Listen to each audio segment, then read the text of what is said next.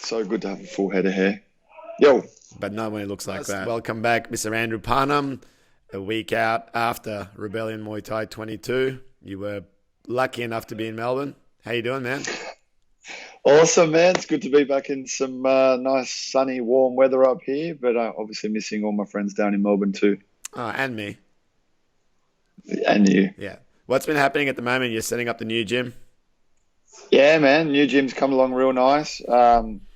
It's challenging, but learning a lot along the way, just like I guess when you kind of open up the first one. So, yeah, it's going to be epic, man. It's like triple the size, got all the gear and everything coming through now, and all the tradies are finishing up so I can start getting in all the boxing stuff. Yeah. And it's close to the old one, isn't it? It's just across the car park or something. Just straight across the car park. Stoked. That's awesome.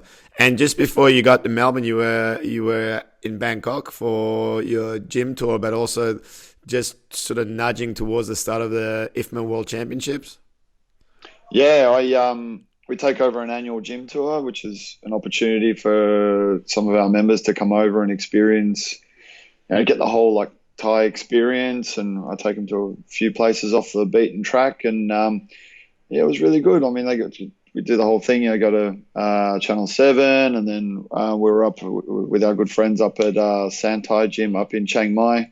And Chiang Mai's got a kind of a special place in our heart too, because that's where my beautiful wife's from up that way too. And it makes the travel and the organising and everything like that really easy too. So happy days. Yeah, when you were up there, you were messaging and you were big raps for Santai Gym. Obviously, they've got a really big women's team. But Yeah, they've got obviously boys and girls fighting out of there. They do. And I guess the thing which draws me to that gym, Nick and Wood have done an amazing job in kind of growing that from zero. It was a mess from just a little temple gym all the way up to where it is now with 3 rings and everything. And they've got an amazing team, and the standard just doesn't change. Like the trainers are there, the ratio doesn't change, and they've got a specific style. And they're very helpful and accommodating to beginners, which is fantastic for us for the tour. But then on the side of that, which is one of the really cool things about their gym, is that they manage to have a current active fighting team, both like Bangkok level Thais as well as like some really good foreigners fighting out of there at the moment. And then the beginners, which they hold their hand from the start, and it was really, really cool to see. Yeah, I think that's that's a really unique combination, because some of the gyms are very fitness tourist friendly, and then some of the gyms are really non-approachable, I guess, for newbies, and it's a pure sort of fighter gym, and it's just hard to get that balance right. But they've obviously managed to strike that balance. Yeah, it's great. And I mean, especially for beginners, like who they might have done a little bit of sparring or a little bit of thing, and it's like with different gym cultures and different nationalities all coming in together. Like sometimes I just jump in some of the gyms and just get cleaned up and then walk away and just go, I don't really know if I want to go back and train again tomorrow. But there, they split them up into groups and really kind of look after them throughout the whole thing, which is awesome. So big shout out to the crew out there, and look forward to working with them again, or continue to working with them anyway. Yeah. Nice. And you got back right before the IFMA Worlds started? Yeah, unfortunately didn't get to see it. This year there was some crazy amount of fighters in there, and then the level is, it like back in the day it was something you can kind of rock up and go in and just kind of get luck of the draw whether you're going to get a good guy or a bad guy. But we're dealing with countries here now who have got legitimate pathways in place for paid and sponsored athletes, much like a boxing Olympic team would have. And looking at the results and some of the stuff that's coming through now, when seeing the Aussie guys fighting over there, and it's a legit international competition. It's different. Like, it's like the same type of deal, like the amateur version of, when I say amateur version of boxing, it's the same type of thing. It's like tit for tap and all points and everything like that. But it's really, really tough. So, they got like 1,000 1,000 odd athletes or something like that from all around the world, and even they've got some of the big names from Thailand. I think Thailand this year was really from the names that I saw, like even the Thai that Ibby was supposed to fight from Australia.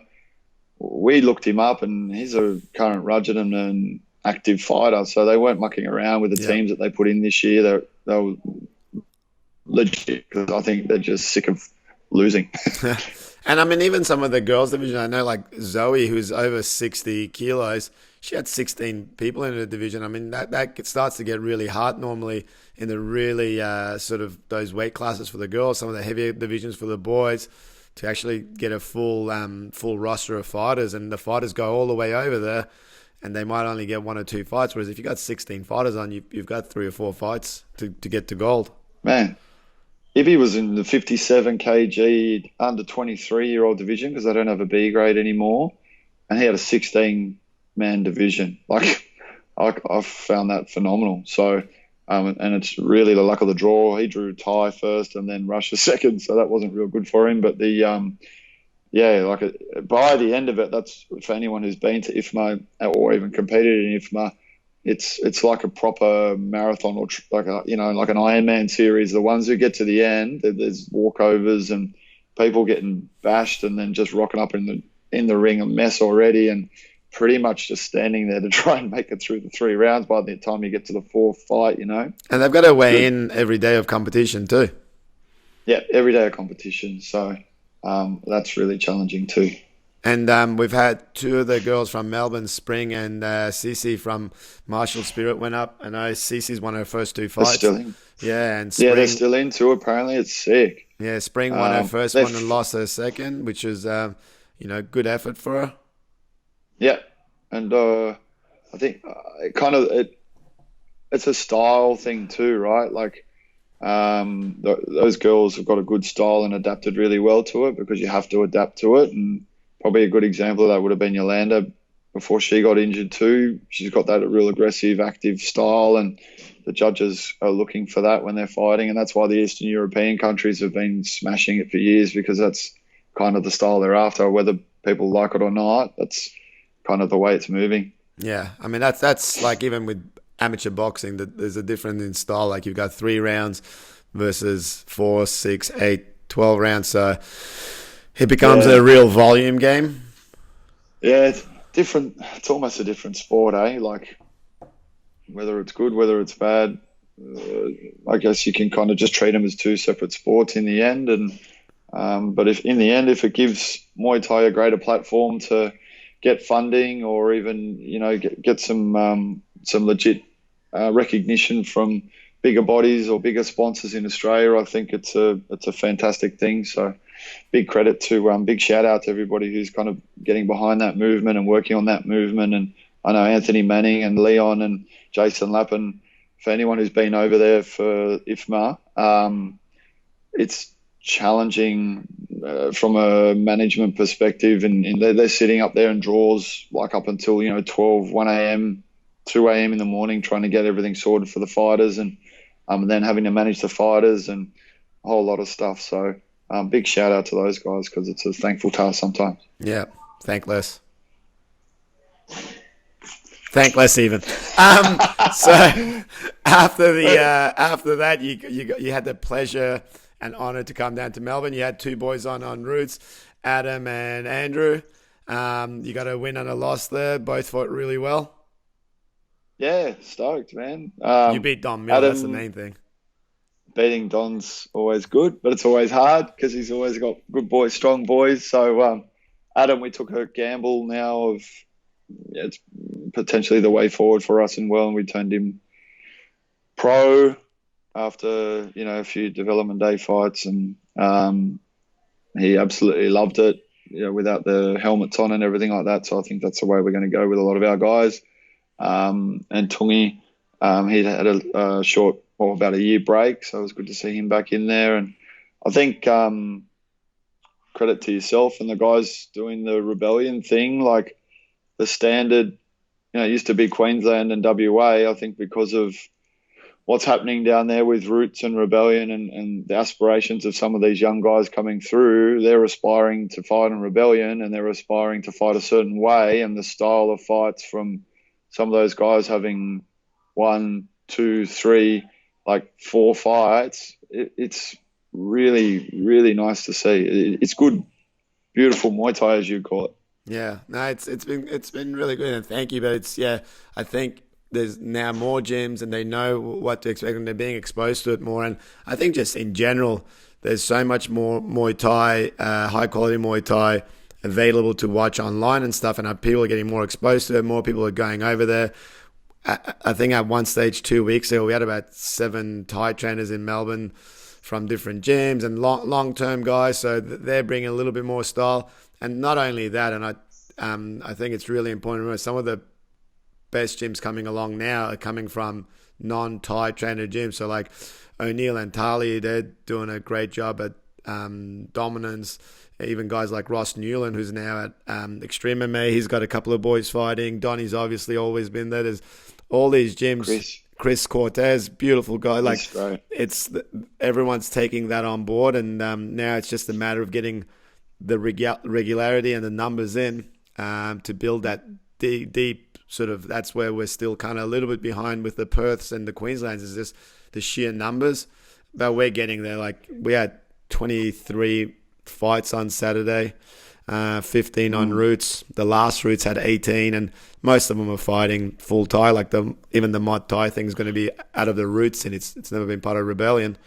But there's more and more people wanting to do it. They know how to clinch. They know how to. Everything's moving in the right direction. It's a journey, but I think we're all, yourself in New South Wales, the guys in WA. There's a few good crew now in Adelaide, Queensland. Obviously, we're all just nudging it in the right direction. So interested to see, man, 5 years' time what it's all going to look like. I can't wait. Like you're right, man. I think the visibility of it as well. Like back in the day, you go to a Thai grocery store, or your mate might have something you could kind of do a little trade on for a VCR thing, so you could kind of emulate a particular fighter or a style. Whereas now, following a page like an Instagram page like yours, or Siam Fight News and all these really cool pages with the instructionals, and they've got something to emulate now. So it's sick, man. It's good. Yeah.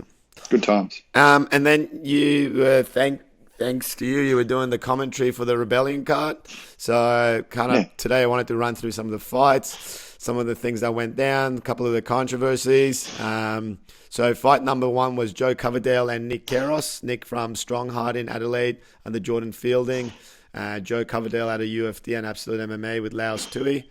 Nick took the decision on that. I missed out on that fight completely because we were having some broadcast issues with our live stream. So I ran around and jumped in the ring. I went up to Tui and I said, "Who won that fight?" He goes, "Joe." I'm like, well, I shouldn't have asked Laos because he's obviously going to say that. But yeah. It's a good back and forth fight, and I always like watching Joe. He always comes to fight. He's fought 1 or 2 of my boys too. So it was quite an even fight, and I think I had a few kind of tech issues in the start. It's always the one where you're kind of warming up, and me and the boys doing the commentary was like kind of just trying to find our feet too, trying to get all the headsets working and that too. So yeah, looking forward to seeing a replay on that one as well. Yeah, and then fight number 2 was Bak Sukari and then Sugar from Khao Sok.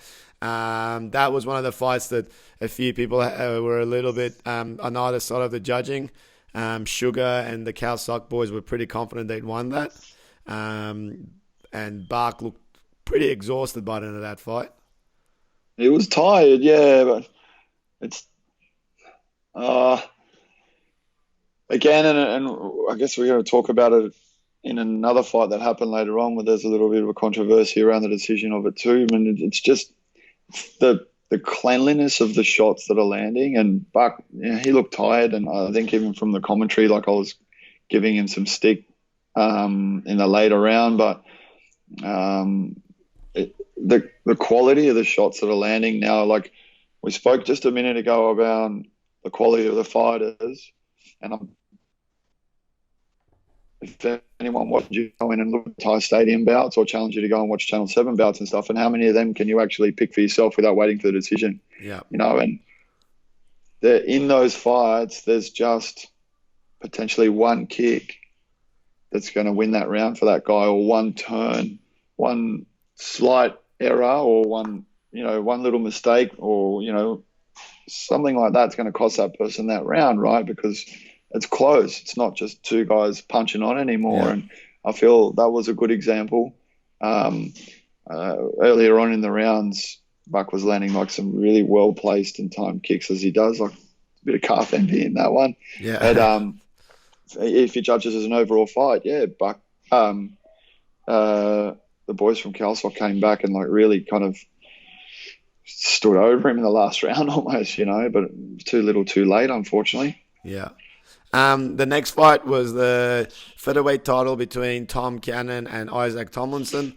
Tom coming back to Melbourne after 2 years at Sitmanchai Gym, racked up a lot of fights on Max Muay Thai. Isaac had a win versus Keha Lee on the last routes. Coming back down and fighting around the weights he should, because he's had a couple of fights at sort of crazier weights around 61 kilos and stuff, and he's not a big kid. That was a fight where Tom was the overwhelming favourite on the Ladbrokes betting odds. And, hell of a fight by Isaac. Just put on a clinic. Man, hopefully some people put some money down on the young fella, because this was like one of the fights that I was really excited to commentate and watch, obviously, and wanting to see how far Tom had come, because coming from Don's and Sitmanchai, the two teams working together with him obviously would have given him some really good strength and the ability to kind of withstand some punishment, have good defense, and pick good, heavy, clean shots. Isaac, I've even had him up here on the show as well, and the kid's so fast, and he fought the fight that you had to fight to beat Tom, I feel. Like, his footwork was, it was really, it was good, man. I was emotional watching that young guy fight, man, because, I looked at the odds and I was like, oh, shit. All right. There's money going towards Tom, maybe because of the Thai thing and what have you, but there were some weaknesses exposed, like he got his head pulled down a couple of times or whatever, but Isaac was just so in the zone, I guess, and he moved well, listened to Chris, and they'd obviously had a game plan, and he used his speed and superior kind of footwork and ring cross to get the win on that one, which was good. A few days out, I was starting to, I got sort of sucked into our own hype, and I saw some of the training footage from Tom, and I was like, God, I hope this isn't too much of a whitewash. And then started like sitting there thinking about it. I'm like, Isaac's been fighting really heavy. This is his right weight, and then it was such a good fight. Tom was disappointed, but excellent fight. We're all happy with it.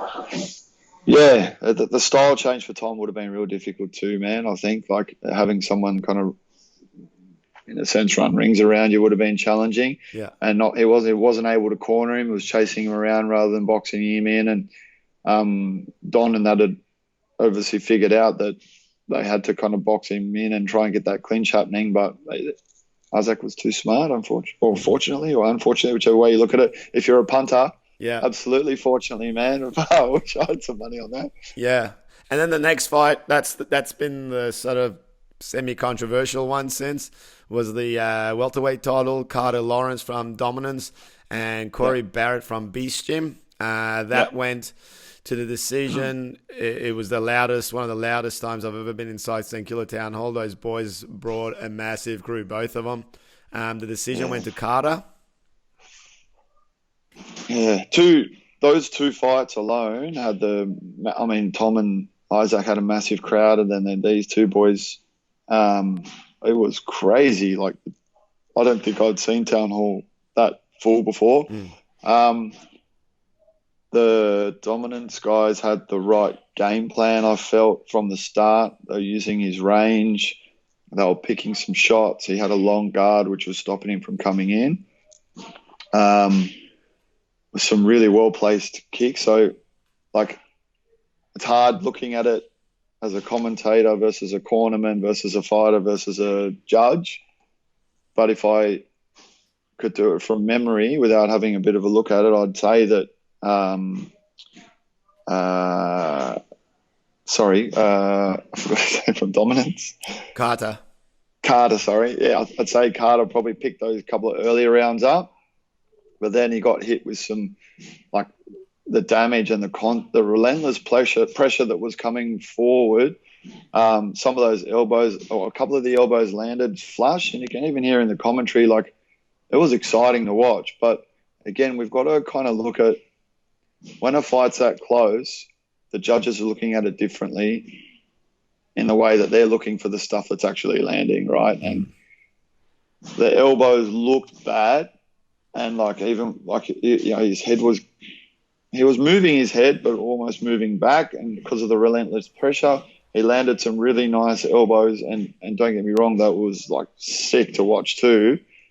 But if we look closely at some of the exits out of some of those exchanges too, there was some big right kicks that were coming back, and there was a bit of redness under the rib cage too. So, in my mind, like a couple of people said to me, like at the end of it, how did you score? And I said, look, I wasn't really scoring it, but I don't think it was like an overly controversial decision. Like, it was such a close fight, but I thought, yeah, he might have just edged it, you know. So I really want to go back and have a look at it, and I encourage everybody when things like this happen, whether it's from the fight camps or from the viewers, it's so easy to get caught up in the moment and make a judgment on what's just happened, the loud crowd from either side and everything like that. Go back and watch it, turn the sound off, judge it round by round, and come back with what your thoughts are, you know? And that's the key. I think you've got to, there might be periods of like 40 seconds, 50 seconds in a round where it looks like someone's completely on top of someone. And that'll, maybe that'll go towards giving him a sort of a 10-9 round at the end of it all. But you have to add the rounds up. And, I've had people say, oh, that wasn't even a close fight. And it's like, well, actually there is. There is rounds where you go, like you said, there is a kick or two in it.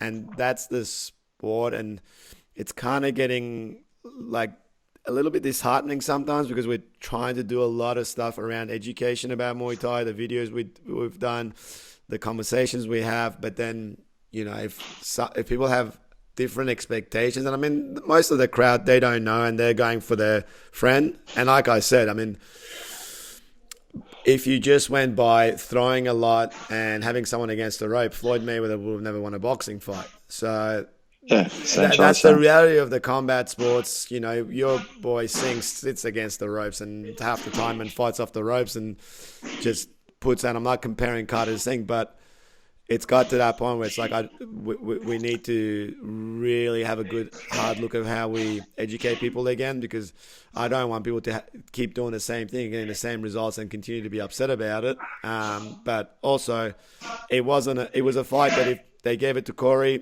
I don't think anyone would have been particularly upset. If they gave it to Carter, but there wasn't a wide margin overall in the fight, and that's the thing. It's even the judge that gave it to Corey, I believe, gave it to him by 1 round. I could be wrong with that, but that's the reality of it. There was probably a round in there. Like I watched it again, and I thought if I had at gunpoint, I had to give rounds scored. This is your life depends on it. I'd probably go 1, 2, and 5 to Carter. That's pretty much what I had to. Yeah, I'd go 3 and 4 with Corey, but at the same time, those rounds. A couple of those rounds were very, very. There wasn't a whole lot in them. It was so close, but I think you're right. Like, I'm not a UFC fan. I like watching the punch-ons, but I mean, you can see over the years how educated the UFC public have become because of the education that there's a lot of money in it too that they've been able to do from the telecasts, and there's such a knowledgeable crowd. I feel that that's what we're lacking now. We've got this quality. We've got these amazing fighters doing amazing things, but now it's up to us to try and continue to educate. I mean, we can educate some of the fighters, and people can watch stuff online, but then now how do we go about trying to educate the punters who come to go watch their mate for the first time? Or, at least if there's like a couple in a group who can kind of help explain something like that to them, it can help. I mean, like you said, it can get disheartening. It happens to all promoters. Like, it's not the promoter's fault. I mean, but But you know, then even when you getting judges like someone like Jeb, who's been around the Muay Thai game longer than long anyone I can time. think of in Australia, as a fighter, as a trainer, as a promoter. Uh, you know, fought in the major stadiums, trained some of the best fighters. A guy like Abbas, who's had 130 fights, lived in Thailand for 10 years, has seen more Muay Thai fights than. And I think a lot of people, they probably only watch kickboxing, or they probably only watch boxing or MMA. MMA. And it's hard. Like, I understand, and I think some there is some grey areas that are harder to explain. But it's got to move. Like, I went into the crowd after the fight and spoke to a few groups of the supporters that I know, and some of them really took what I said on board. Some people are a little bit more heavily invested, but again, by no means am I saying it was a clear-cut decision either way. Nah, But it's not something that some of the stuff that I've read after it is just. I don't know. I don't think internet should be for everyone, but that's my dictatorship side. Yeah, it's tough, man. Next up was Chris and Albert Tua. This was a fight I thought Albert was going to really start getting challenged in. He put on a sterling performance, starting to really buy into the hype. I am too, man. His footwork, his timing, he's just so comfortable in there, eh? But in saying that, there was a weakness exposed, and that needs to be like jumped on quicker, at like ASAP.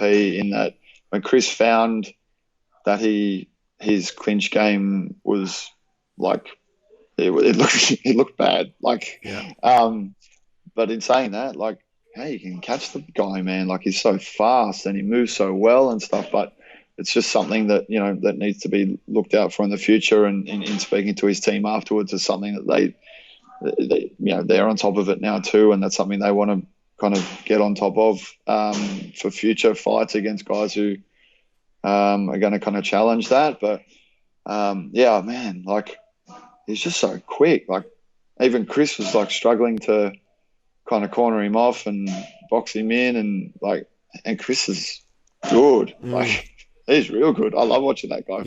Yeah, big fan. I've given him absolute hell, that guy. He's had some real hard fights on Rebellion. He's had Q, he's had Jordan Go, now he's had...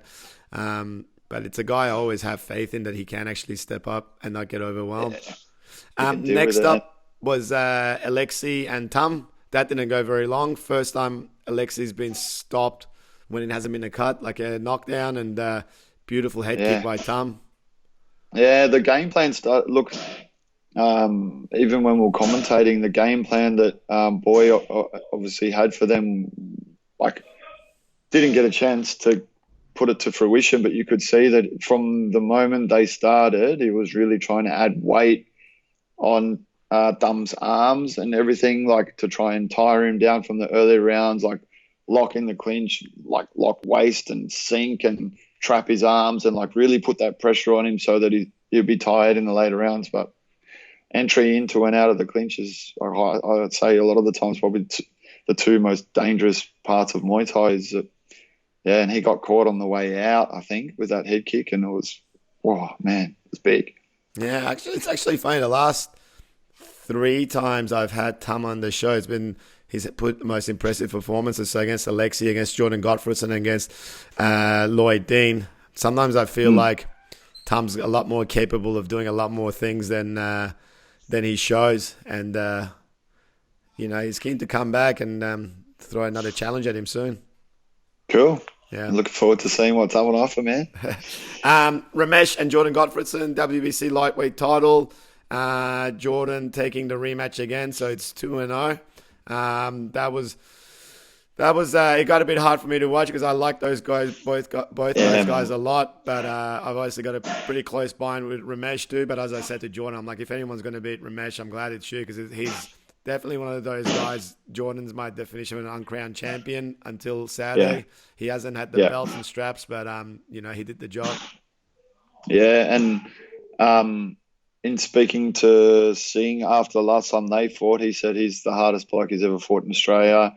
And Ramesh is, like, I feel, coming of age now. It's really, like, he's at that level now where you can pretty much put him in with anyone, and he's not going to be like uncomfortable. He's like A grade now, man. Yeah. So like a proper, legit A-class fighter, and to have him in with Jordan, I was really excited about that fight too. And Jordan just showed why Jordan is the best, and that's a legit title. And he's such a lovely guy, and all credit to him. Yeah, so maybe what I'm leaning towards a 63.5, 65 kilo 8-man in November. So those boys will probably be in it again, and they might run into each other one more time. Yeah, man, be cool. And then finally, the main event, WBC light heavyweight world title, Jake Lunn and Combat Leg. These short main events. I have one in August as well. If I had to pay by the minute, it's pretty expensive. Well, it makes it easy for us to get out of there and start packing up quick. But Combat Leg, I've watched him fight like from back when he was at Look Prabat gym, and before he got bought out there by Fairtex. And I think I even was commenting to you after looking at one of his pad rounds. He looks massive. Like 79's big for a Thai, maybe too big for him. And you could just see it was probably about 3 big overhands or big right hands that he took, and his face was already starting to swell, and I just felt that he just got overwhelmed by that, and we got ourselves a new WBC world title holder. Like the uppercut timing was brilliant, and I think it was more the build up to that uppercut. Yeah. Some people were asking about the uppercut. I was right there. It was like, it pinged him. It was good. Like, yeah, I think if Jake had not pushed forward on him in the first round as much as he did, it might have been a slightly different story. I think that first round, Combat like kind of threw one head kick that almost landed. He went in to tie up, and he got basically off balanced, and nothing came of it. And I think he didn't just get into that set time that he wanted to, especially. But Jake was great, and he was on form, and they had a plan, and they stuck it out. And you know, he's got a nice green strap around his waist to show for it.